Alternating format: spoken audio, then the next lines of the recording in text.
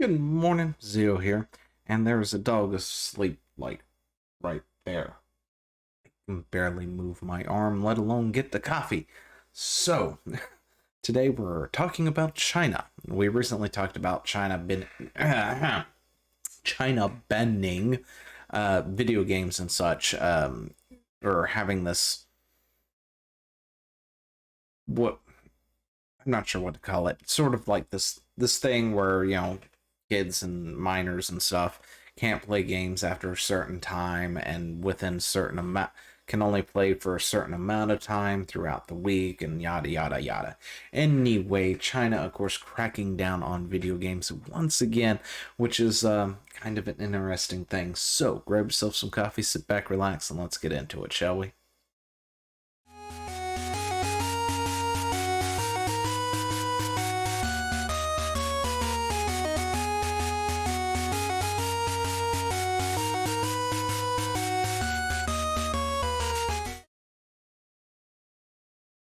So China is banning video games promoting effeminate males, characters with no clear gender, gay relations. Report.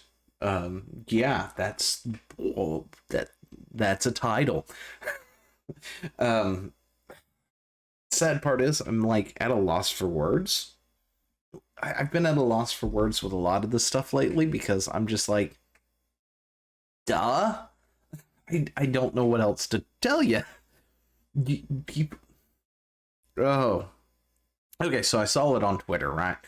Some people posting this because this would be something that the games journalists should be like on top of right now, going at it. The problem is, as I'm recording this, I've barely heard a peep out of anyone about it. This is definitely the thing for the people who like to push a particular agenda to be reporting on. The problem is they also want to be friends with China for some odd reason. The other group of people that are talking about this, of course, are confused. They don't know what's going on and can't believe that apparently China is, what were the words they used? They called them, it's a political term and I can't remember what it is. Not right wing, but conservative. There we go. Talking about how China is suddenly going conservative or something, and I'm just like, what are you people talking about? I don't know. Apparently, I guess conservative means something different to me, but that is not. China is not what I would call a conservative nation. But maybe it's because I have a different definition for all I know, which is not, or which would not surprise me in the least, considering these people have changed definitions so much that anything means anything at this point, and I don't even know what half the stuff means anymore. So, aside from all of that, apparently China is cracking down, and I called it interesting because game companies want to get in good with China. We've seen it. You've got Blizzard, you've got Riot, all these games that are owned, like a percentage of them, game companies, a decent chunk of them owned by like Tencent and all this other stuff, which are, companies in China. We're working closely with them because you not only games, but you got Hollywood wanting to crack into that market as well. Of course, everybody's stepping on their eggshells and doing all this stuff. They change, skeletons in World of Warcraft just for the Chinese market, and they have to remove blood and all this other stuff. They can't have things with ghosts in them, which is nothing new either. This is just some extra stuff adding to it because China over there is teaching, this one particular way of life or whatever, or this one particular way where, this sort of things are frowned on, very much so. Over there, yeah, so that's where they are over there. So I'm not really surprised that they would crack down on this, but it's going to be an interesting thing to see what game companies do, because there's a lot of companies out there who also are trying to push that agenda, or at least are trying to play to that particular agenda, because they don't want to get yelled at by a bunch of babies on Twitter, because they don't apparently understand how to just turn off Twitter and tell them to go F themselves every time they say something, every time they do something that they don't like, because, the company wants to do that or whatnot. But I do digress.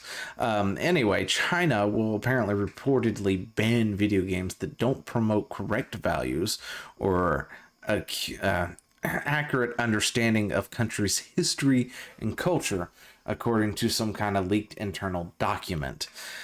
This includes a ban on any portrayal of effeminate men and the promotion of same-sex relationships and the showing of characters who have no clear agenda, which of course kind of sounds like they're hitting the Japanese market pretty hard right there, because traps are a dime a dozen over there. We like traps. Don't worry. It's just a thing that we've grown accustomed to, but China doesn't like them apparently. But yeah, anyway, according to the memo, which was developed to help video game makers understand Chinese new approach to future releases, developers are instructed to treat video games as a new form of art, one that's no longer apolitical, pure entertainment, in quotes here. Now this yeah, I'm kind of confused on how this is written, because, if you treat something apolitical, that is something with, without the politics and stuff, which of course is what we've been kind of talking about for the last 6 minutes, right? The political angle that these companies and stuff and these people want to push and things, which why I'm surprised I haven't seen any journalists, hopping on top of this screaming from the hills. But, then again, they want to suck that Chinese teat. But, you would think you would hear from them a bit more. But as for something being apolitical, I kind of agree with China on this. I'm not gonna lie. Yeah, games are art. We've said this in the past. I've said this in the past. Several people have said this in the past. Video gaming and gaming is an entertainment medium, and that's it.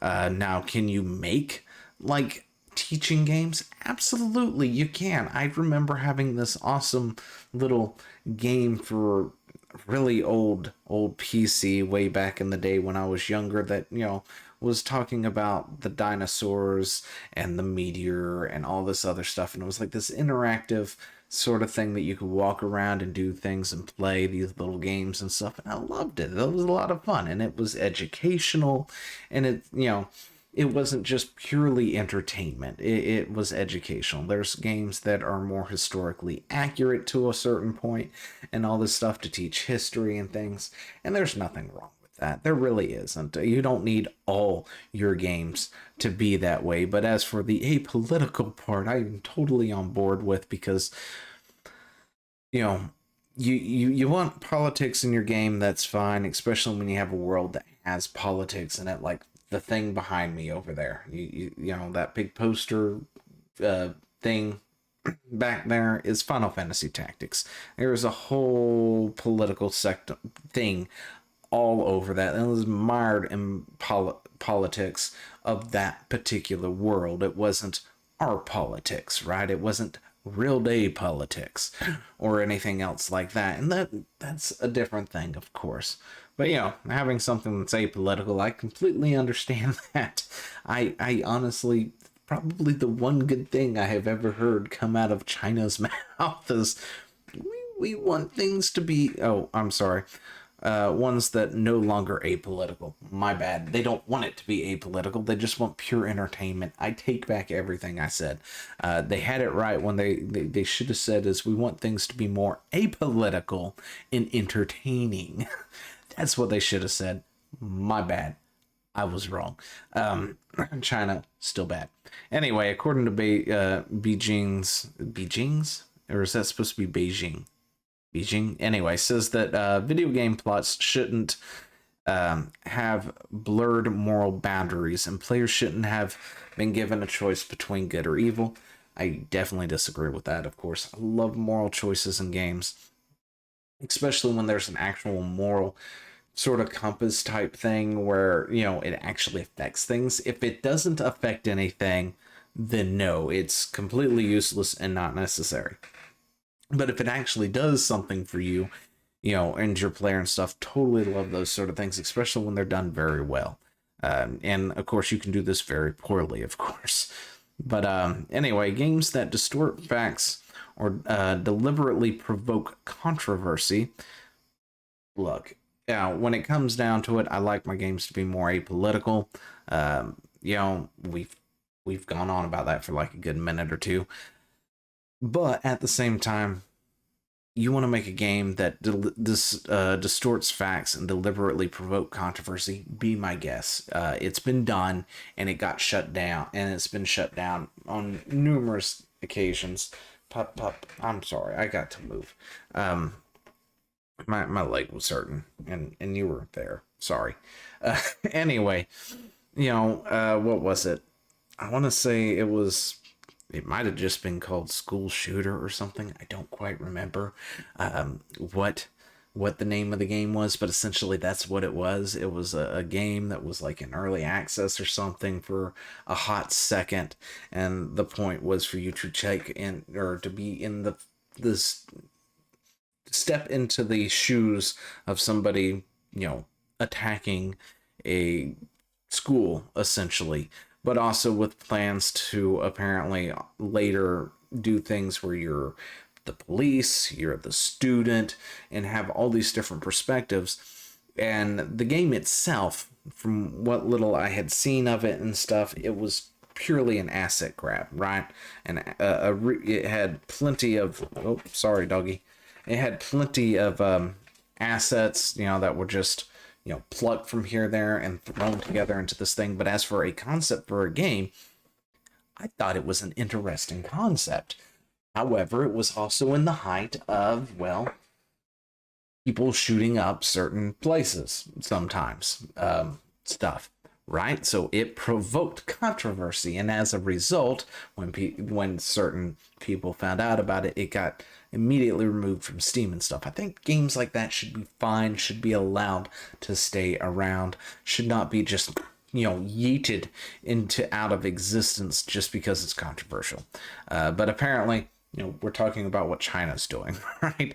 I've been forgetting that this entire time. Yeah. Anyway, we also receive scrutiny from regulators equally. Historical figures with established narratives must not be refashioned. So, I guess no good Hitlers. If somebody wants to make a not evil Hitler, you can't do that. Anyway, the memo also points out regulators could interpret games that, interpret games that encourage players to destroy, interpret games. Interpret. Okay. Apparently my mind's not working because that word the meaning of that word just doesn't sound right in this sentence. Games that encourage players to destroy barbarians as spreading colonialism, while games featuring Japanese warlords could be seen as glorifying militarism and I can't even say that word. I'm sorry. I cannot. Yeah, that's the public school system for you. Woohoo! Anyway, yeah, so I quite don't understand that. I guess I need more time to think about it and figure it out, because some of the words in the sentence just don't make sense to me, because I know the word, but the word doesn't mean how it's being properly used. So I don't know if maybe there's a failure in translation there or what the deal is. But the point is, they're cracking down on stuff, right?